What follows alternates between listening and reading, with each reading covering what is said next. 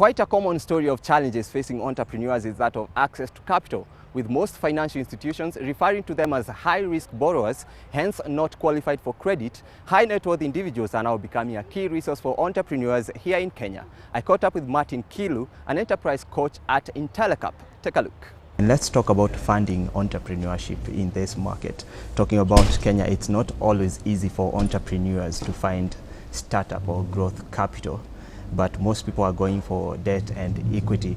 What is it that really defines the qualification of any entrepreneur to access these two instruments? Well, thank you for having me, and thank you for quite a good question. So in terms of the market as we see it in Kenya and East Africa as a whole, is access to capital is very limited to more mature businesses. Businesses which have been in existence for over 5 years and doing revenues in excess of $1 million. Well, that puts a huge hurdle on small businesses which are just starting and wanting to grow, because, well, you don't start at the top. You have to work from somewhere. And so the enterprises, the entrepreneurs themselves might be really good, their businesses' ideas might be really good, but the main sources of capital in the market right now, which is equity from venture capitalists and private equity funds, and debt mostly from banks, is unreachable for someone who's just a few months into his business, or even maybe 1.5 years into the business, because they still haven't grown that maturity. They haven't got those 3 years of audited statements with them. So that does pose a challenge. But what we are seeing, and what we actually right now are working on, is trying to tap another source of capital that will actually help this small enterprises grow. And this is actually the form of angel investments.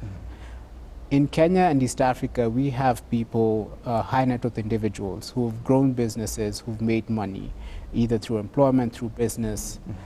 And this is the kind of people that any startup would like to have as an investor, because they do not only bring in the capital.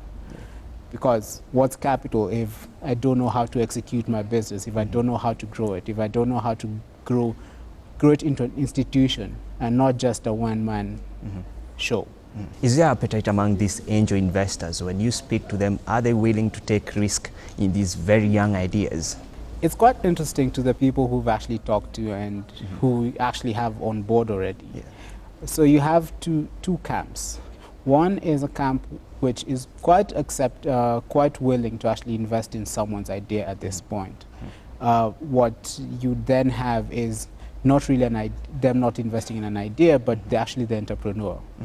Who is it I'm backing? Does this person have the kind of right skills, the right kind of attitude to actually grow a business? And so we're seeing that. And then we have the other camp who are more averse to actually taking that first step in actually investing into a young entrepreneur, and they want him to show a bit of more experience, credibility in terms of what he's already done. But we're trying to work with both these groups. Because the challenge we've found is there might be a willingness, there might be an eagerness to actually do this. But the question which they then ask is, how do I find the right entrepreneur to back? All right, and I've seen people turn to family and friends to raise money, savings from high school, like some people tell you when you speak to them. Are there any other options really beyond angel investment? Because now we have debt, we have equity, then angel investors is what you're trying to bring on board. But there are other people still feel, okay, maybe I do not need an angel investor with a lot of money. I'm not sure how they are going to treat me in terms of where the business should be heading in the initial stages. Are there any other sources that anyone could think about? Well, you rightly mentioned, so for any entrepreneur, the first point of call is actually friends, family, and your savings, which is a good start, because then you need that capital with limited pressure in terms of the returns that you have to give. Now we're looking at angel investing. Unfortunately, there are not that many other options available. You might look at other options which are actually cropping up, which include maybe grants and competitions, which then people actually then go for to seek this additional capital to kind of help their businesses grow. However, we've seen a challenge with competitions especially because they then draw the entrepreneur away from his business to actually just into a cycle of moving from competition to competition, looking for the amount of money that he wants.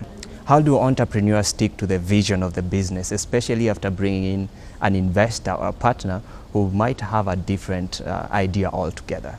So for that question, it's for the entrepreneur to actually first have a plan. And once you have a plan, then you look investors who actually believe and want to work with you on your plan. The challenge we find with entrepreneurs is they get into a cash crunch, the business needs money, and they're willing to sell themselves and their vision to get that money at this point. Yeah. But it's actually more about being a bit more patient and looking for the right investor. Because it's not just money, it's what else can they do for you. If it was just money, you could take a personal loan and possibly fund it, but an investor needs to bring in more than just money. So it's for the enterprises to know I have a plan, and then I go look out for investors who also believe in my plan and who can actually help me achieve my plan.